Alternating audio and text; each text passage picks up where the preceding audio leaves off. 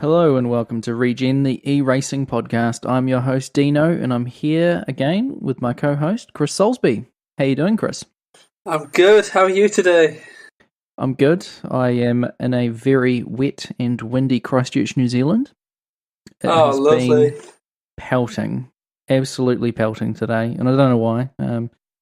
Said 30% chance of rain in my app. Well, I don't know how that could have gotten more wrong. It was 100%. And just, massive amount of rain. So not the happiest. To be fair, they had that problem in Paris at the weekend, didn't they? They did. 20% chance of rain. Oh, 20%. Controversial. 20%. 20%. Chance of rain. It's a myth. Anyway, we need more accuracy. They would do. We're not getting enough.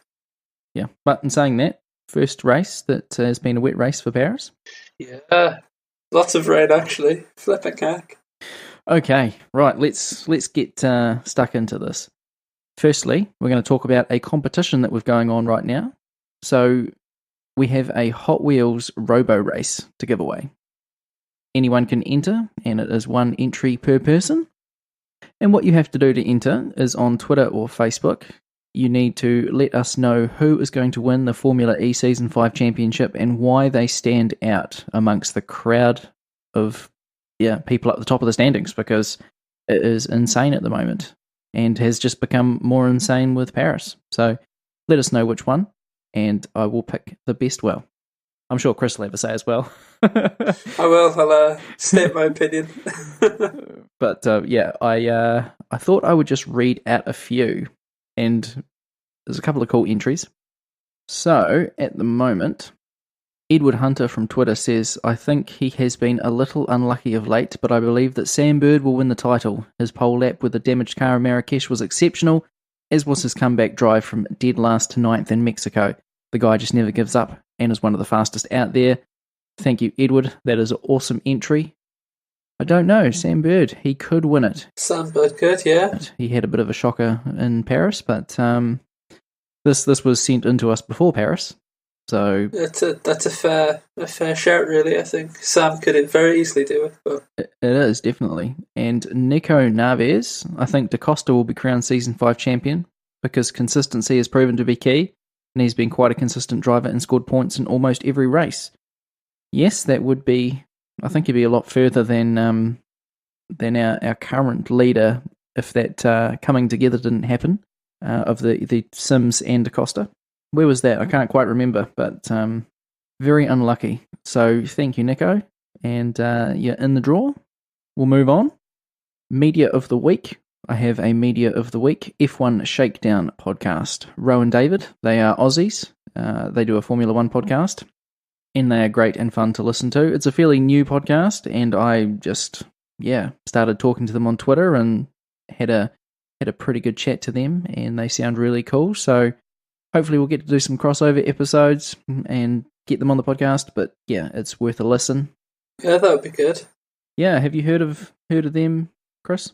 No, I'll have to have a look at their content for sure. I'll do that later in the week. Yeah, I mean, there's so many different podcasts, but they all have different points of view.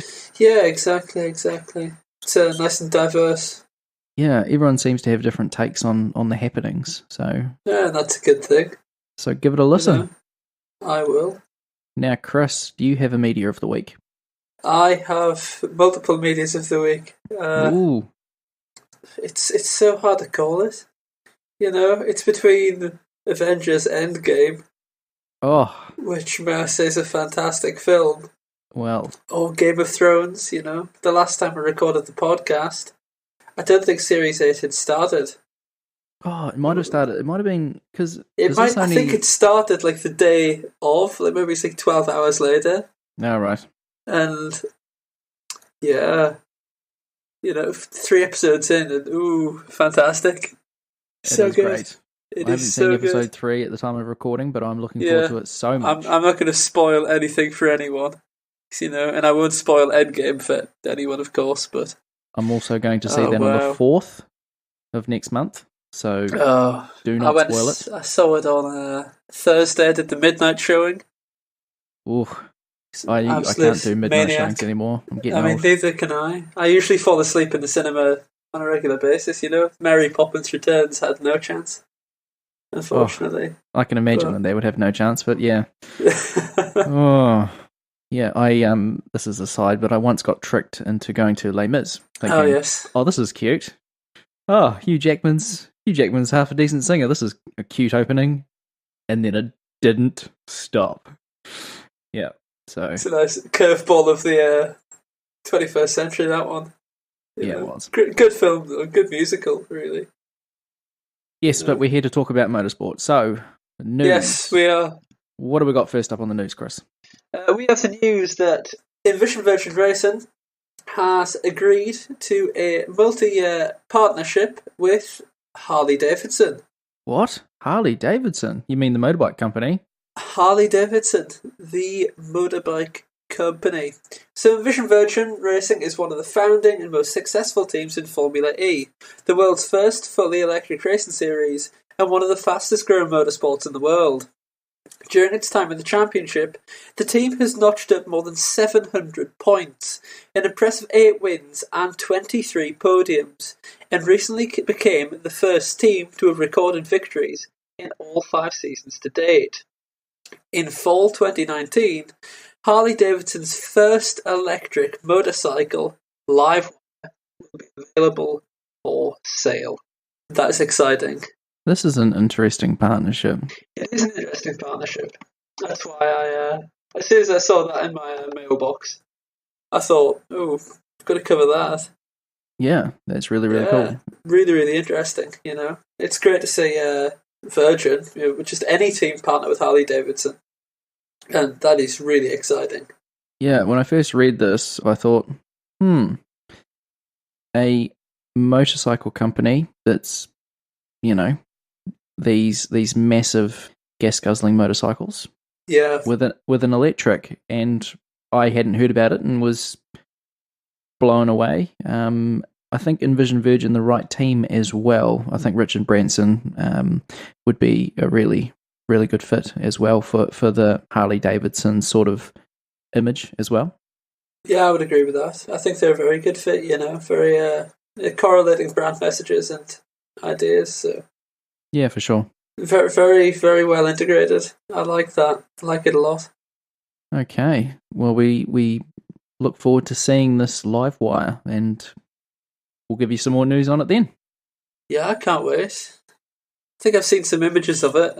Maybe it's last year, but it's like just a quintessential Harley-Davidson look. Just electric, which is awesome. Awesome. I mean, that's all it's going to need to sell, isn't it? Precisely. It's all you need, really. It's like Mini did a fully electric classic Cooper, which is a cool, similar thing. Yeah.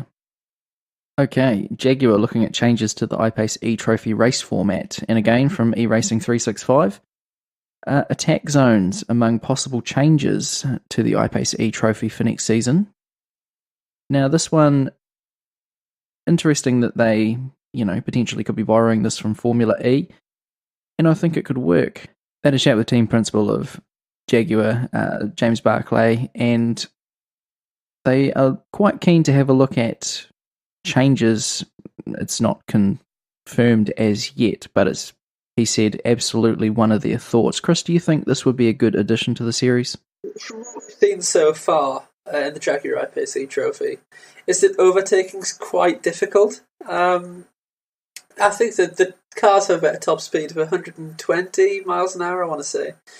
But the races are very flat out, and it makes overtaking very difficult. And I think if you did introduce some kind of attack mode structure, it doesn't have to be attack mode, but if it had an element of attack mode, or even a fan boost or something, I think it would play a more strategic part and might spice up the racing. And it's always good to see a series develop, and it could be a step in the right direction for the I-Pace eTrophy. Yeah, I can't see a pit stop or anything like that coming in. Yeah, I can't see a pit stop, but I think an attack zone, attack mode thing would be quite a good introduction, in all honesty. Yeah, it just shakes it up. Right, and that leads us into the Jaguar I-Pace eTrophy. Qualifying, Brian Sellers on pole, his first pole of the season. Well deserved. Yeah, qualifying was fantastic for the I-Pace eTrophy. So, as we've already mentioned, the weather throughout race day in Paris was, it was questionable, wasn't it? It was so unpredictable. Hail? And there was, we had hail in the actual race, but in qualifying we had a bit of rain. And it meant that the circuit was wet. But then it didn't rain for the remainder of the session, so it was a story of constant track evolution. And basically, whoever crossed the finishing line last would be on pole position. And Caca Bueno had dominated qualifying. It looked like no one was going to beat him. And Sellers, after the checkered flag had waved, came across the line with this fantastic stunning lap to take pole position and bonus points as a result. But wow, what a qualifying session. And I mean, that really did transfer to the race, in all honesty. Did you see the race? I didn't see the race, unfortunately. I saw the highlights. Damn, it was fantastic. But, I mean, I've been following Stefan Rosinski, and I really liked what he's been up to recently. He's probably one of the most active on Twitter out of all the drivers. Yes, yeah, I would say so. And he just really seems to get stuck in with the fans, so I really like what he's doing. Yeah, he seems like a really nice guy. And because of that, I'm kind of like, well, yeah, you've got a really sweet livery and TWR Chichita with a podium this time, so I was really happy. Yeah, exactly. I think Stefan's doing a fantastic job at the moment. At the start of the season, we saw him struggle quite a bit. I don't think he finished any of the first 3 races. But then, since then, he's starting to really show his maturity. And he's just delivering week in, week out. And second place in Paris marked his best result to date. And I think that's well deserved. That's very much well deserved because he did do a good job, didn't he? He really did do a good job. Yeah, I was impressed. We saw Sellers win, obviously. The I-Pace eTrophy's first multiple winner as well for Sellers. So yeah, that's right. So yeah, we saw Sellers etch himself into the history books in Paris with a sublime drive. He led from pole position to the checkered flag. But what a race we actually saw! I think it was probably the best race this season. I'm not going to lie. I'm gonna have to check it out. A lot of the running was I really enjoyed it. A lot of the running wasn't under green. There was a lot of yellow flags, a lot of full course yellows. But what we saw was. It was crazy. It was crazy. We had Archie Hamilton in the guest car. I think he drove in the 24 Hours of Le Mans a few years ago. But he hasn't really done much in racing. So the race in Paris was very much a comeback for him. And, I mean, he made a right mess of things. Oh, no. It was crazy. He, hit your man Bandar Al-Assai in turn 3 on the first lap. Oh, I love Bandar. Yeah, and then he hit Celia Martin. Yeah, she seems to. I did see that. That was in the highlights, and I saw Celia get away, but Bandar I think came off second best. Also, who was it? Caca Bueno. Yes. Who went into the barriers? Well. He slapped the barriers before going into the barriers because of a puncture. Yeah. So we saw Caca Bueno was in second, I think. And he came out of turn 2, which is a right-hander, a very fast right-hander, and just completely understeered and slapped his car into the barriers. And it was a heavy hit. Picked up a puncture. And after there's been heavy rain and hail out on track, unfortunately, you're never going to stop the car. And he just went straight on at turn 3, head on into the barriers. And that just ended the race. That brought out a red flag, and it ended early. But an unpredictable race, yes. Yeah, Celia Martin in her home race from 10th to 6th and second on the Pro-Am podium, so she's picking up a few more points now. Honestly, I'm constantly impressed with her driving. because this is their first season in any form of motorsport, and we're seeing her constantly grow and improve as a driver, and it's honestly fantastic to watch. Fantastic to watch it. Her performance in Paris was exceptional. I have nothing but praise. It isn't often that I praise a driver a lot, but it's nice to see her do well. It really is. She's doing a very good job. Brilliant. Brilliant. That sounds like a really good race. Yeah. If the highlights were anything to go by, it would have been stellar. Okay, so it's just seat stuff. Unpredictable. Okay, so we'll move on from the iPace eTrophy. Formula E qualifying. Yes. Qualifying for the Formula E was... I don't even know where to start. It was good, wasn't it? It was. Now, we did see quite a few of the, I guess, Group 1, as it's called. Bird, not going so great, in 15th.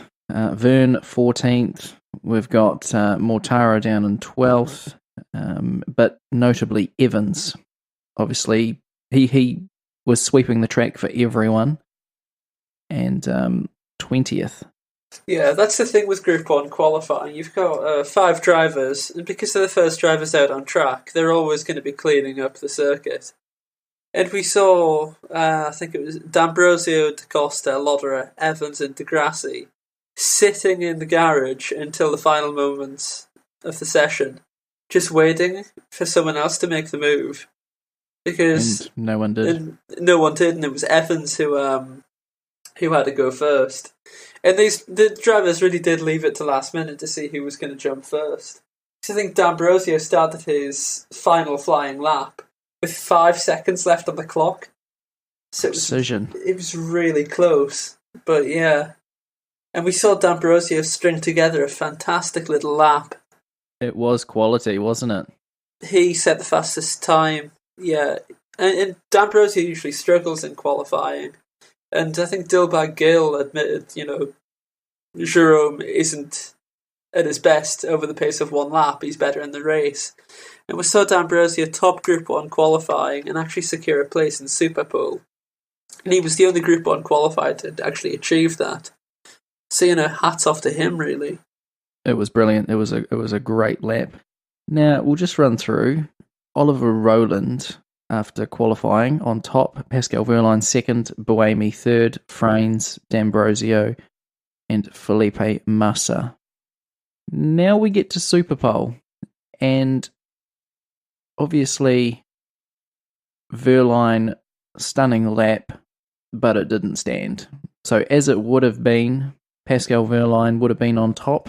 Oliver Rowland second, Buemi third, Frains fourth, and I think D'Ambrosio was fifth and Massa sixth. Massa fifth, D'Ambrosio sixth. Right, okay. So a first and sixth would have been for Mahindra, and then, the 2 Nissans. But that was unfortunately not to pass, as Mahindra both got disqualified for tyre pressure. Yeah, so Wehrlein and D'Ambrosio were both disqualified from qualifying. Post-qualifying scrutineering found their tyre pressures were too low in accordance with Formula E's regulations, so that resulted in their disqualification.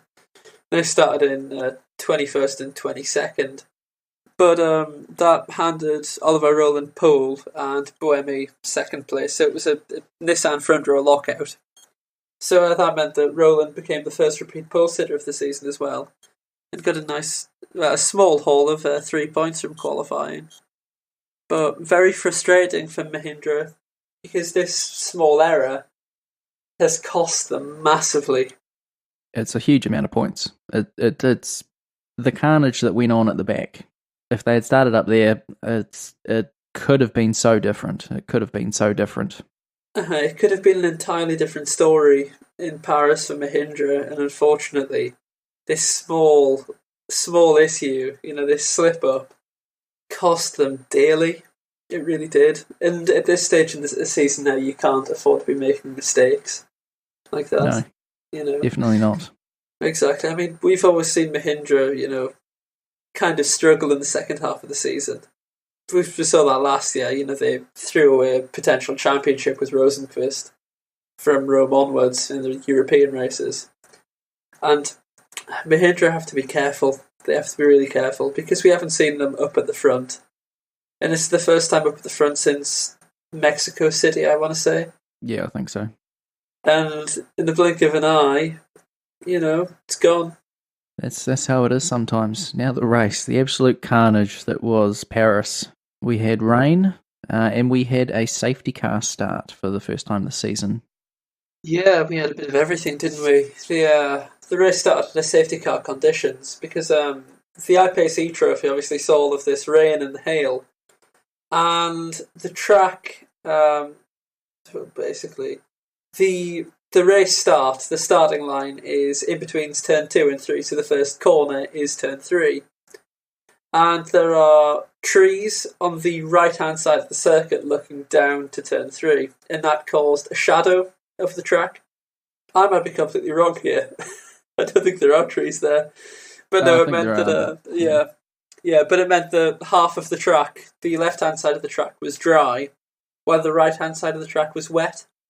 So that meant that drivers starting, on the right-hand side would have had an unfair advantage. I think it was the even-numbered drivers on the starting grid. Yeah, first and third would have been away.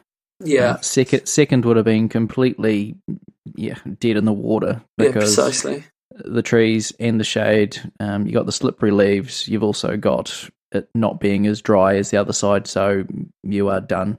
Yeah, exactly. I think it was a very good call from the FIA to start it behind the safety car. It did kind of remove the excitement from the start, I'll admit.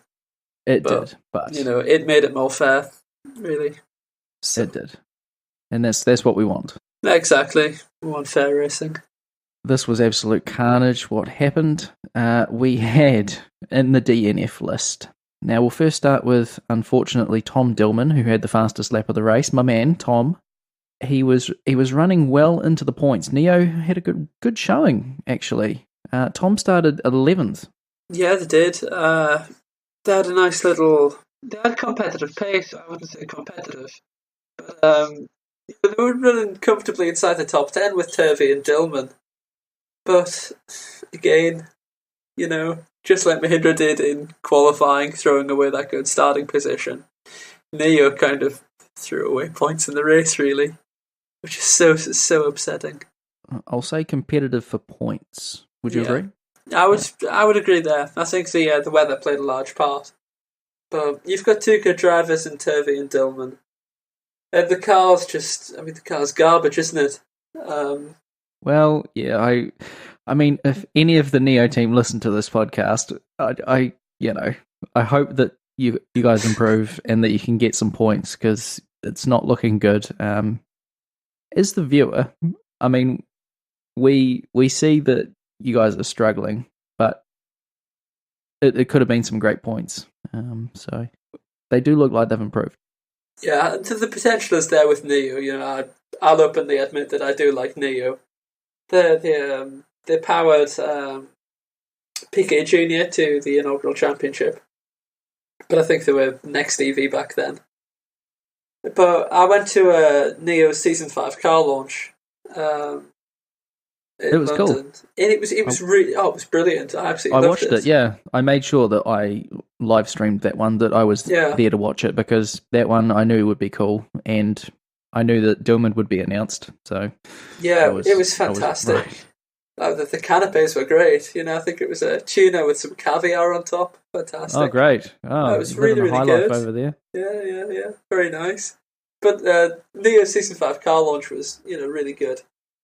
I spoke to Dillman and Turvey, and they were very much looking forward to the start of the season. And Jerry Hughes was, of course, realistic. We'll only know in testing. And they do deserve success. I really want to see Dillman and Turvey do well because they are top-class drivers. They're top-flight drivers in Formula E. And the car doesn't reflect their ability. And, That's the thing. They are one of the better lineups on the grid. There's no question. Yeah, that's hands down. They're probably I'd say they're one of the best lineups on the grid. In all honesty, because Turvey's an impeccable driver. He's fantastic. Again, I'll openly admit that. I think Turvey's the top driver.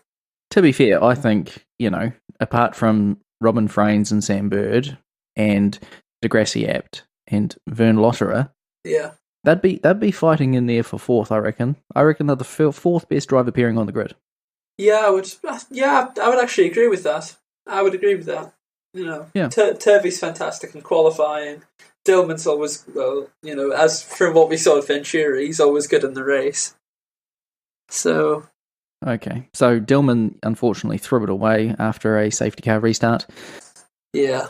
And went into the pits, and that was him done. Now, DNFing also Alex Lynn, who was almost in the points but got collected by a very ambitious Mortara. I think very ambitious is also very generous. Okay, stupid move. Yeah. I don't know what Mortara was thinking. I mean, that was... I mean, he just... I don't know. He might have thought, I'll go for it. Then, oh no, and too late. We'll give him the benefit of the doubt there. Stoffel Van Dorn, I think he just quietly retired.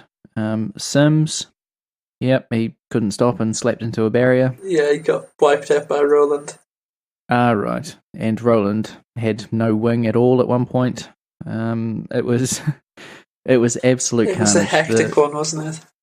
Yeah, there's just so much you can say about it. Go and watch it. We don't have the time to talk about it all. So the points.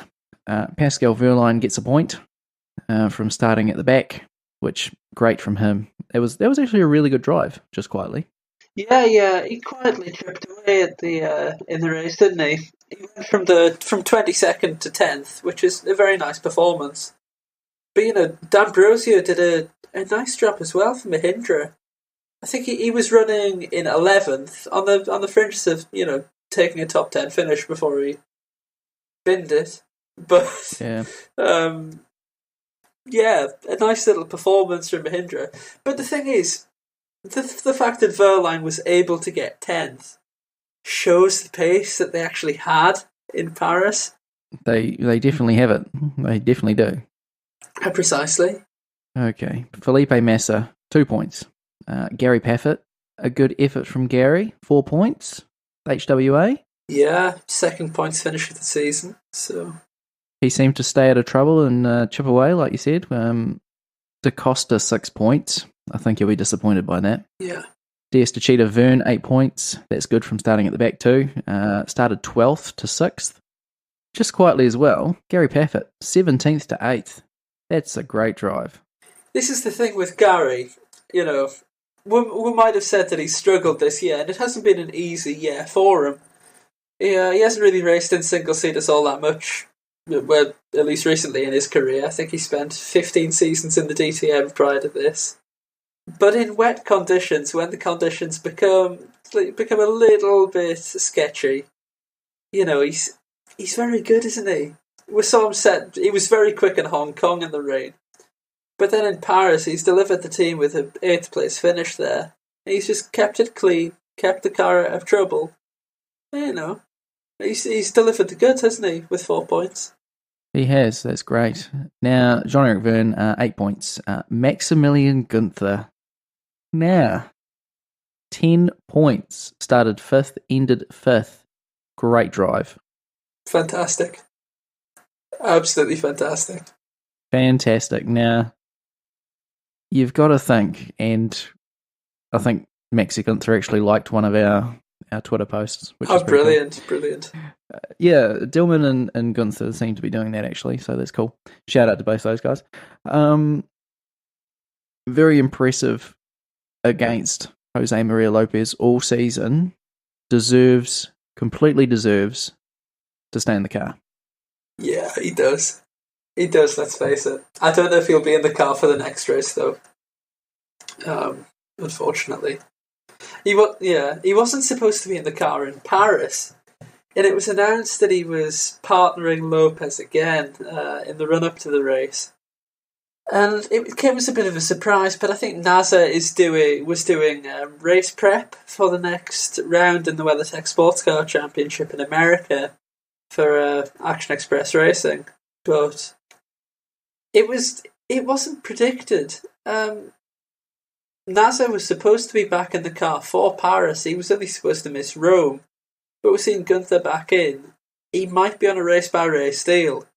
But I spoke to a source within Dragon, and I've been told that, Paris is the last time he'll be in the car. But we also heard that in Rome. Well, you've got to say that there'll be a bit of an outcry after his performance. But precisely, because, that's a strong result. It's fifth place, 10 points for Dragon. And that's helped them jump forward in the championship as well. It has. It was a great drive. And you've got to say, if anyone's going to be replaced, it should be Lopez. Yeah, he's been at the team for 2 seasons now, and he hasn't really done much, unfortunately. He did quite well with DS Virgin in his first season, which was season 3, if I remember correctly. I think he took a podium there, but he hasn't really done anything since. I think he's maybe just overdriving the car. We've seen him. He crashed in practice 2 on his 250 kilowatt push lap qualifying simulation. And he's just making silly little mistakes that are proven to be very costly, just by keeping his nose clean. Gunther's delivered the team with 10 points and a 5th place finish, which is their best result of the season to date. By far. Yeah, and he's kind of overshadowed Lopez considerably. And as for NASA, we've only seen him 3 times. And he does have to get acclimatised, but that's the thing. Does he have enough races left to get acclimatised before the end of the season? That's the thing. Yeah, maybe Lopez just needs to sit out for a race or 2 and come back fresh. We'll leave it at that. Yeah, I think something has to be done at Dragon. I think they just need a consistent performance baseline, and they need to know who's going to be in the car in each week, realistically. Because right now it's unpredictable. It's like a soap opera.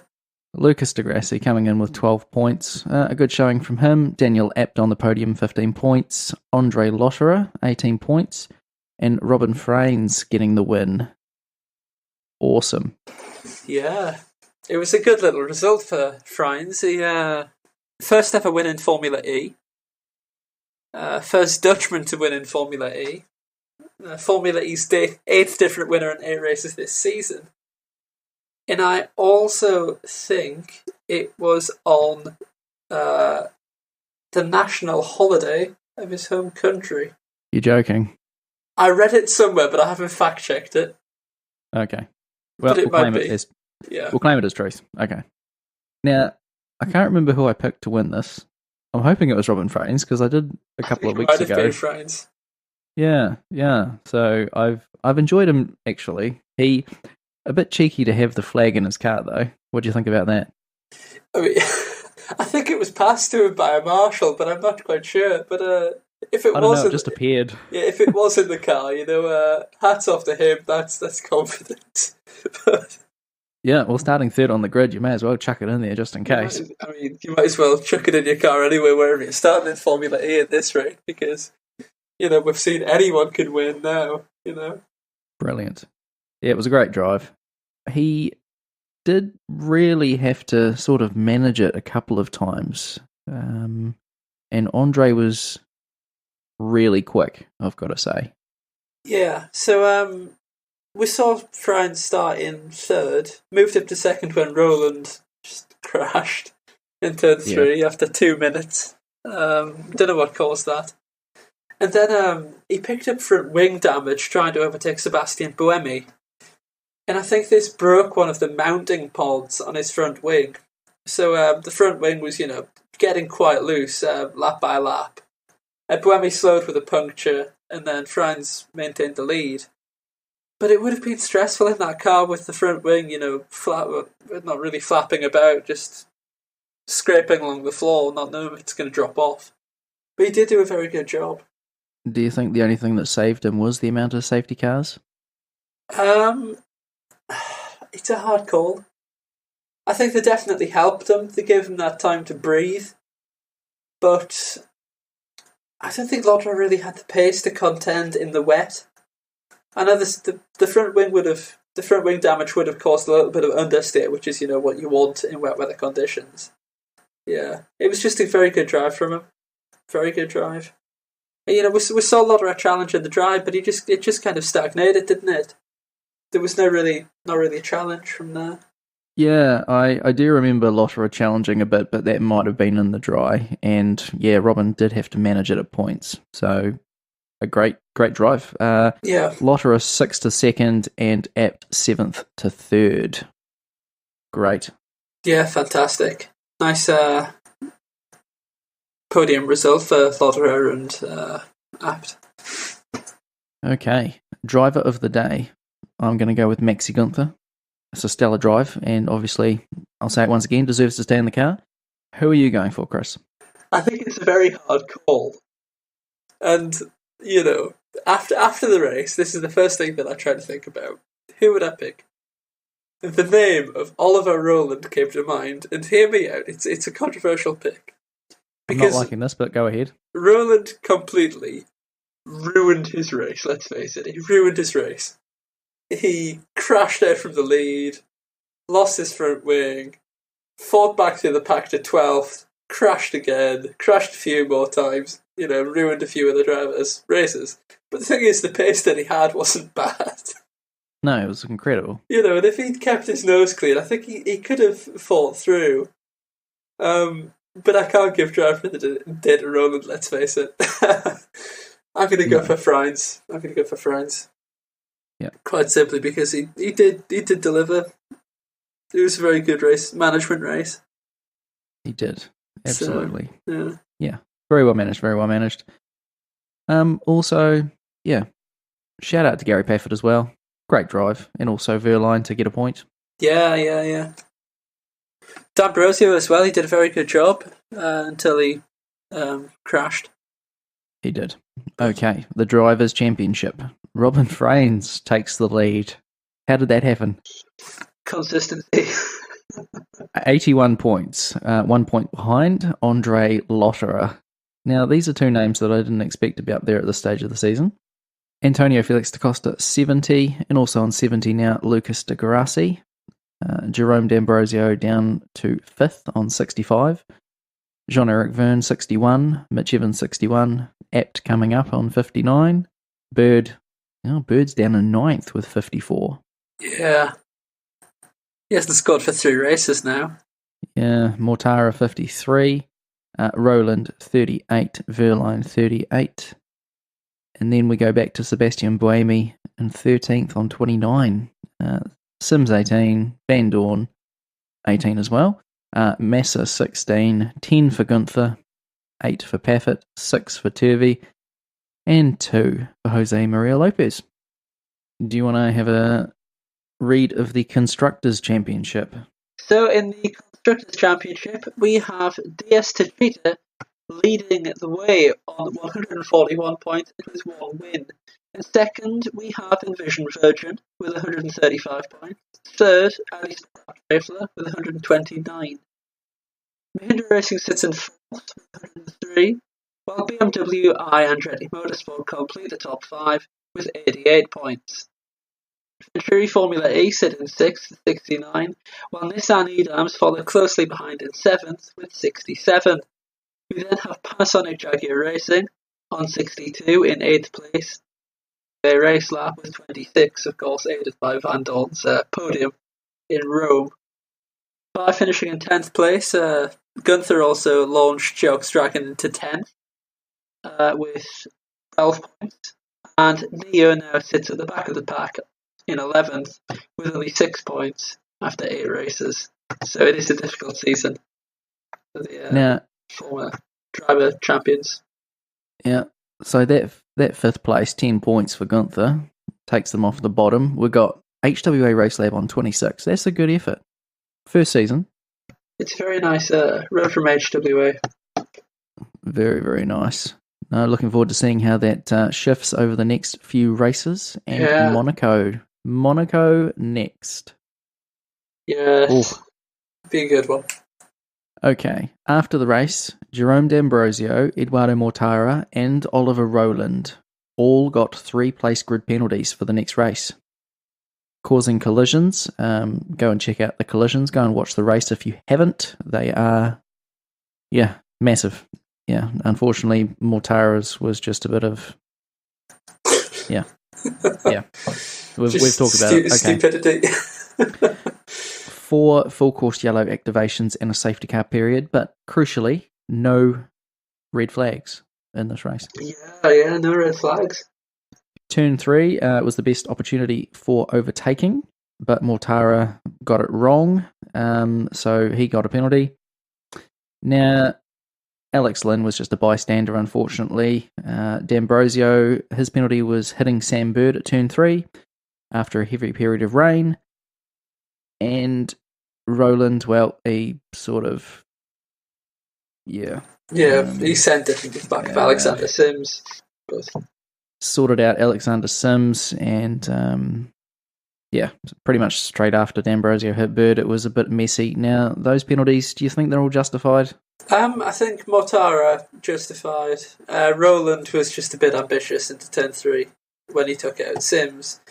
But I was surprised at D'Ambrosio's.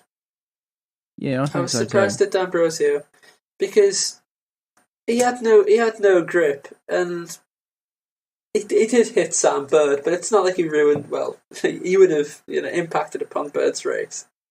Yeah, and they both locked up as well. Yeah, and they did both lock up, and I was quite surprised at that. But D'Ambrosio also got a penalty elsewhere in the race, so that's unfortunate. I was surprised that he got a grid penalty. It's the last thing I would have expected, because I just thought racing incident.